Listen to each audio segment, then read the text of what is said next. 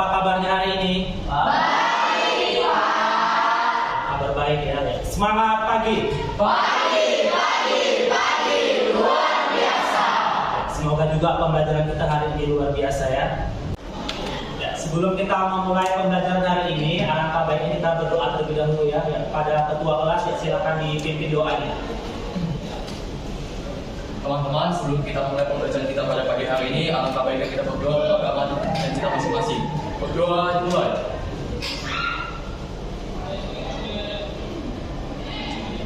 Berdoa selesai. Ya, sebelum kita mulai pembelajaran hari ini ya, Bapak mau cek dulu hadir semua tidak hari ini ya. Bapak cek satu demi satu. Auren Dulano, Saya Pak. Ruben, Rasabella, Tabita, Aniswada, Indah Cantik, Alia Askia, Deska, Ada, Pak. Ica, Ada, Pak. Tania, ya hadir semua ya. Luar biasa hari ini hadir semua kita. Ya baiklah, sekarang kita mulai pembelajaran kita hari ini ya.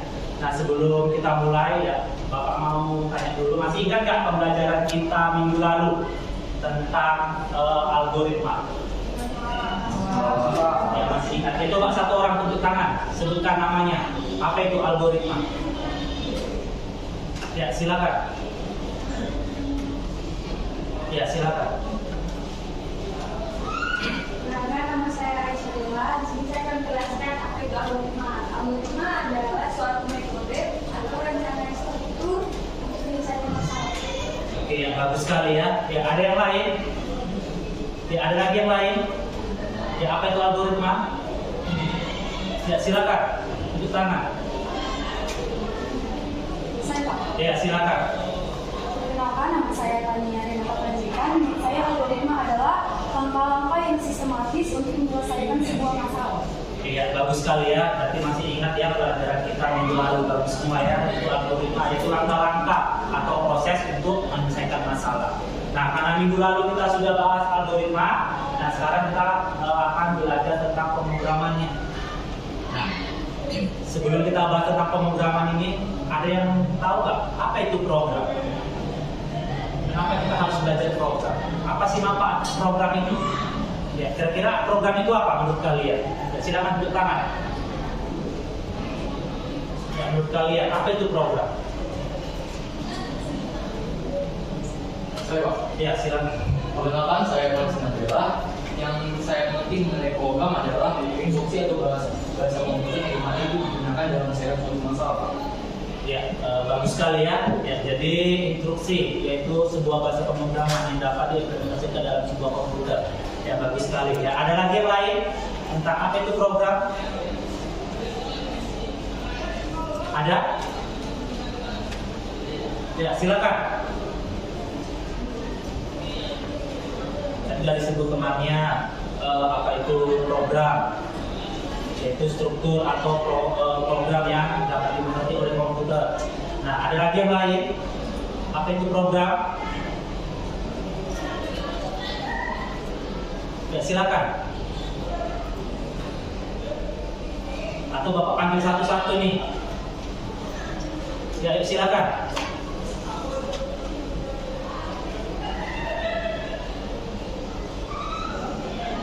Margaret mana? Margaret.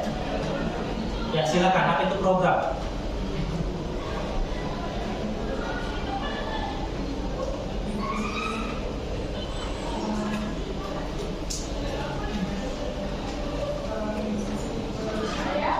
Program itu adalah langkah yang Langkah-langkah menjelaskan sesuatu pemrograman yang dimengerti oleh ya, langkah-langkah suatu program yang digunakan agar komputer itu mengerti.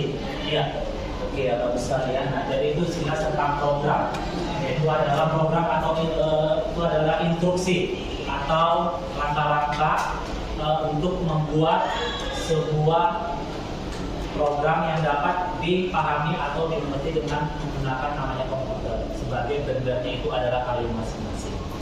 Nah, jadi sekarang kita bahas ya tentang pemrograman, yaitu di sini kita akan sebelum masuk ke pemrograman kita akan membahas dulu tentang flowchart. Ya, perhatikan ya, ada di depan slide yang Bapak tampilkan di depan. Ya, perhatikan di depan, di sini ada contoh diagram alir. Nah, di sini ada beberapa flowchart di sini. Ya, coba di sini menurut kalian dari diagram di sini masih ingat nggak ya waktu kita pernah bahas di pertemuan berikutnya tentang flowchart yang ada di sini? Ini simbol apa namanya? Star. Kemudian tanda panah ini, tanda panah.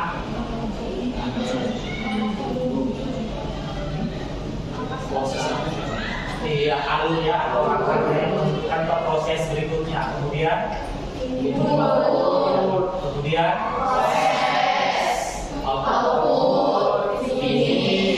Oke, sampai sini paham ya? Nah, dari contoh diagram alir yang ada di depan dari sini, ini adalah tentang itu dua segitiga yang mau diproses. Nah, sebelum Bapak jelaskan di sini. Nah, sekarang kan kalian sudah ada kelompoknya masing-masing nih. Sudah ada kan? Sudah kita bentuk melalui kelompoknya. Nah, sekarang coba kan diskusikan bersama teman kelompoknya. Nah, dari dua gambar ini yang ada di depan, coba kalian identifikasi atau kalian analisis. Nah, apa yang kalian bisa pahami dari kedua gambar di sini dan apa perbedaannya? Ya, silakan diskusikan dengan teman kelompoknya. Nanti yang sudah selesai boleh presentasi ke depan, nanti ditanggapi sama kelompok yang lain. Ya, silakan.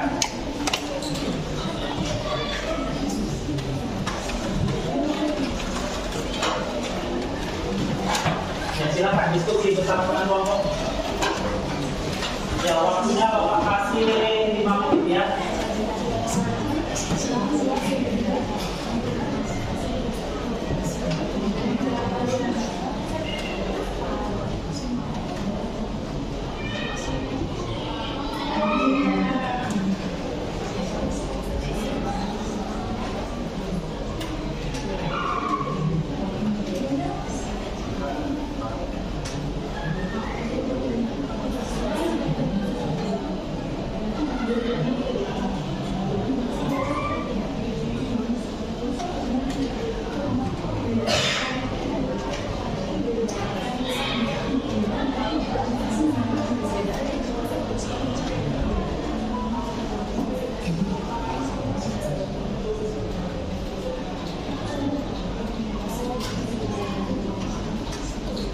Nah, sambil diskusi, kalau ada yang mau ditanyakan boleh ya ditanyakan ya. Kalau misalnya ada yang kurang jelas atau kurang paham atau ada yang mau ditanyakan, ya silakan sambil berdiskusi boleh.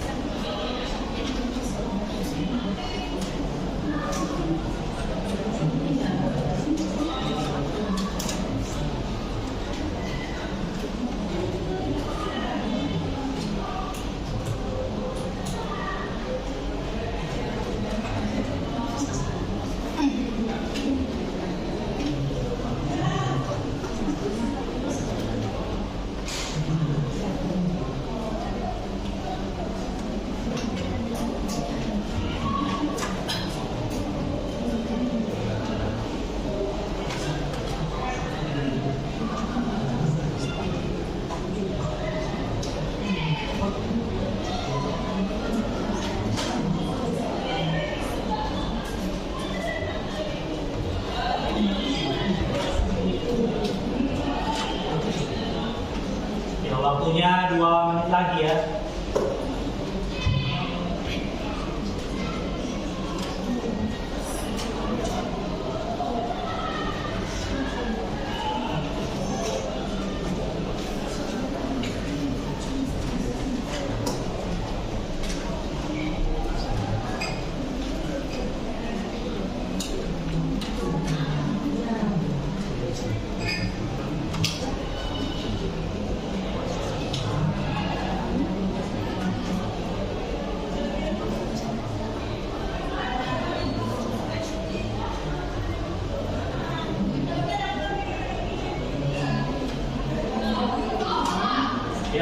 waktunya sudah habis, sudah 5 menit.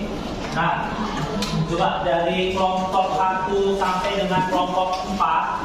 Nah, siapa yang mau mencoba untuk mempresentasikan hasil diskusi yang sudah kalian lakukan? Ya, silakan. Kelompok berapa? Ya, silakan dari kelompok. Ya, kelompok 2 ya, silakan. Ya, perwakilan dari kelompok 2 ya. Selamat pagi teman-teman, saya Teresia Vanessa Dika, perwakilan dari kelompok 2. Saya akan mempresentasikan tentang flowchart yang bisa kita lihat di depan ini. Seperti yang kita lihat, ini adalah contoh diagram alur. Jadi buat teman-teman yang nggak tahu, diagram alur itu tuh namanya flowchart. Jadi sama dengan bagian alur. Jadi bagian alur itu suatu langkah-langkah atau proses untuk mencapai hasil yang ada di flowchart tersebut. Jadi bisa kita lihat dari flowchart yang pertama, ada start, lalu ada input, output, ada input, proses, output, lalu finish. Bisa kita lihat bahwa flowchart yang pertama dan flowchart yang kedua itu adalah flowchart yang berbeda. Dari yang pertama namanya adalah bagian alur logika program. Program ini bisa dibaca, kedua program ini bisa dibaca oleh komputer. Namun hasil dari program ini tidak spesifik seperti flowchart yang kedua. Bisa kita lihat di dalam flowchart ini ada mulai. Lalu langkah selanjutnya adalah baca data. Lalu prosesnya itu ruas segitiga. Lalu outputnya adalah tampilkan hasil ruas. Lalu selesai. Sedangkan di flowchart yang kedua kita akan mulai di start, lalu kita memasukkan, lalu kita membaca data seperti atas dan tinggi, lalu kita memasukkan itu luas segitiga. Seperti kita tahu luas segitiga itu mempunyai ruas sama dengan 0,5 dikali atas dikali tinggi. Lalu dari hasil luas ini kita akan mendapatkan outputnya atau hasilnya, yaitu hasil dari luas tersebut. Lalu setelah output kita akan selesai. Itu dimaksudkan bagian alur program komputer. Biasanya komputer itu bisa membaca bahasa yang spesifik itu dari flowchart yang sebelah kanan ini. Jadi teman-teman yang mau bertanya seputar presentasi saya bisa ditanyakan. Saya Tania Renata Panjaitan, perwakilan dari kelompok 3 yang bertanya, apakah jika input dalam program tersebut diubah menjadi luas lingkaran, apakah flowchart atau alur yang ada dalam program tersebut itu semakin bertambah atau malah berkurang? Terima kasih. Oke, saya akan menjawab pertanyaan dari Tania kelompok 3. Jadi jika kita mengganti luas segitiga dengan luas lingkaran, kita bisa menambah inputnya. Contohnya, kalau kita itu menghitung luas lingkaran, kita kan ada dibedakan dengan dua pilihan. Apakah kita menggunakan 3,14 atau 2,7? Jadi di luas ini kita bisa menambahkan input. Apakah mau ingin memakai input yang 3,14 atau yang 2,7? Lalu nanti hasilnya sama saja seperti rumus dan menampilkan hasil yang sama. Ada lagi yang ingin bertanya? Saya melihat dari kelompok yang bertanya, jika kita ingin menambahkan sebagai pada proyek tersebut, bagaimana dulu tersebut akan dilakukan? Saya akan menjawab pertanyaan dari kelompok 4. Jadi jika kita ingin memasukkan unit dari proyek tersebut, kita bisa menambahnya di antara mulai dan input. Jadi misalnya nanti kita ingin menambahkan contohnya flowchart untuk menghitung luas dari segitiga. Kita bisa menambahkannya di sini ya. Oke, ada lagi yang bertanya? Baik, terima kasih atas perhatiannya. Saya ucapkan terima kasih.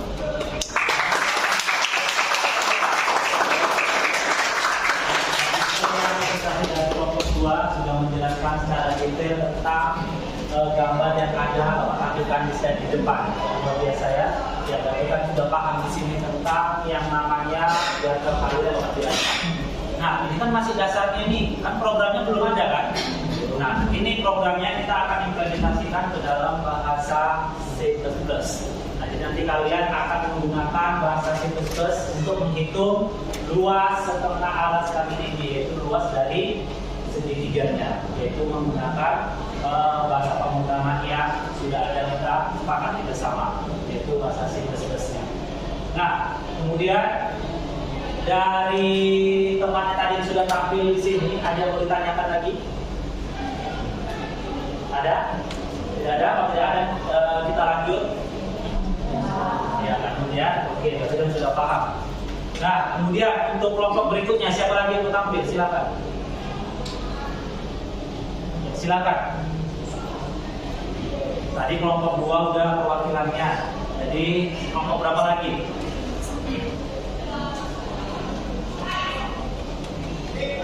Ya, silakan. Atau Bapak sebut kelompoknya.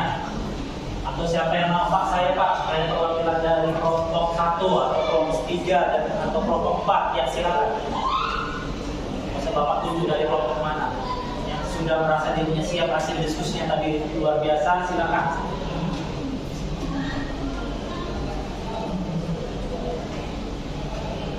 Ya, atau dari kelompok 1.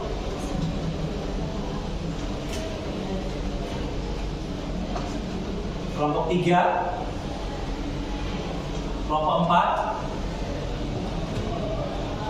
Siapa? Ya, kalau gitu kita dari urut ya, dari kelompok 1 dulu, silakan tampil. Kelompok 1. Ya, silakan.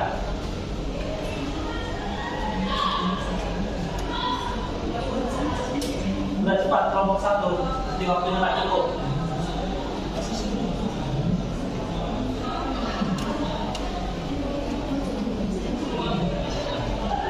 Ya, silakan.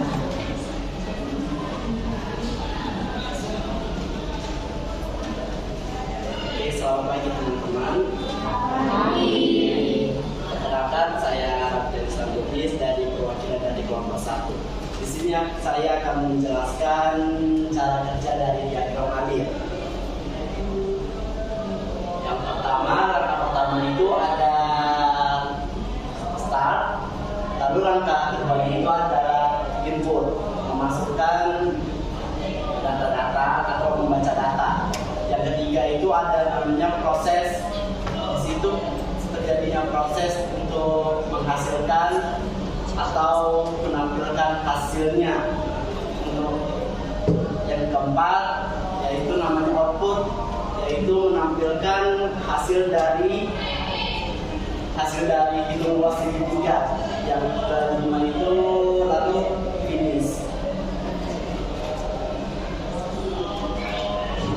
Di sini ada perbedaan dari bagian alir logika program sama bagian alir program komputer. Bisa terlihat perbedaannya dari input baca data.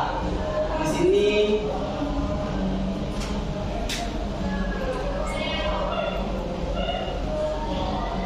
sini tertulis root alas tinggi, yang itu hitung luas segitiga dengan rumus 0,5 dan alas kali tinggi. Terus itu akan setelah itu hasil dari hitungan dari luas segitiga. Setelah itu selesai. Apakah ada yang bertanya? Ya, ada yang ingin bertanya? Ada jelas ya? Jelas. Oke, terima kasih. Selamat pagi semua.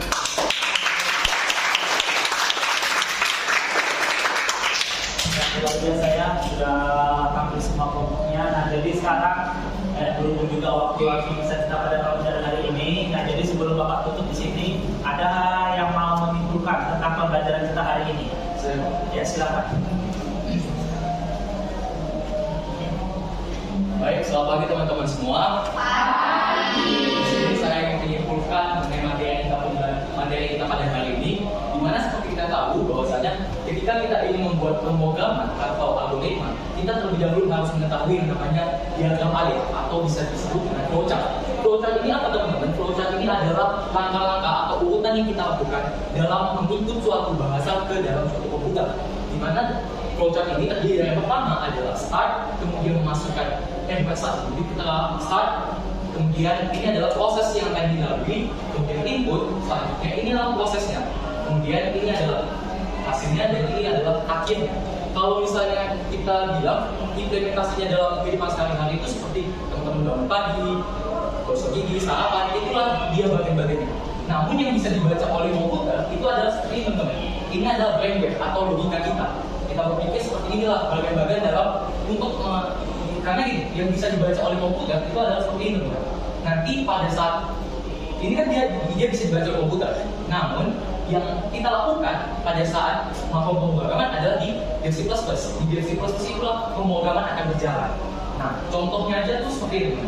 Yang pertama mulai, kemudian prosesnya lanjut ke input atau data ditambahkan itu bit alas dan tinggi, kemudian nanti tinggal prosesnya 2 sama dengan 0,5 kali alas dan tinggi, lanjut ke output dan ini targetnya. Inilah yang nanti yang bisa dibaca oleh komputer, dan ini merupakan bahasa kita atau brainwave kita. Makanya di sini tertulis bagian alih logika program, sementara ini adalah bagian alih program komputer. Inilah yang nanti yang bisa dibaca oleh komputer. Nah, nanti pada saat dalam komputer yang bisa membaca itu adalah di C++. Itulah program-program yang dapat kita ketahui. Sehingga pada saat kita memasukkan misalnya 2 sama dengan 0,5 kali 2 kali 4, nanti komputer dapat membaca dan dapat menimbulkan hasilnya seperti itu. Jadi itulah yang dapat kita tahu mengenai materi pembelajaran kita pada hari ini.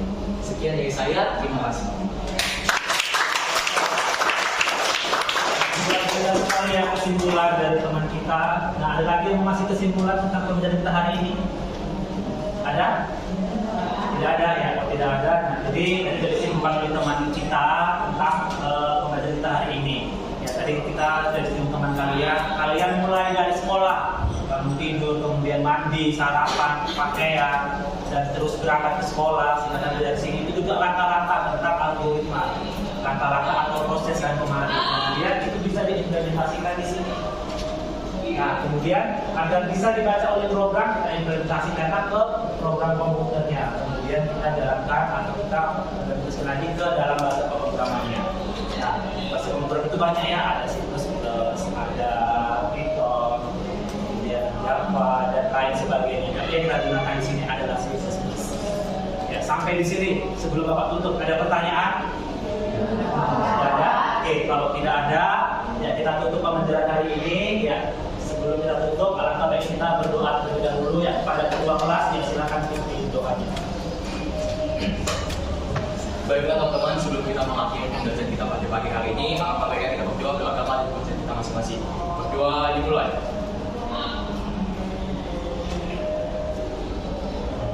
Doa selesai. Ya, karena kita sudah selesai hari ini, kita sambung lagi ya di minggu depan. Dan selamat pagi dan tetap semangat. Kita jumpa lagi di pertemuan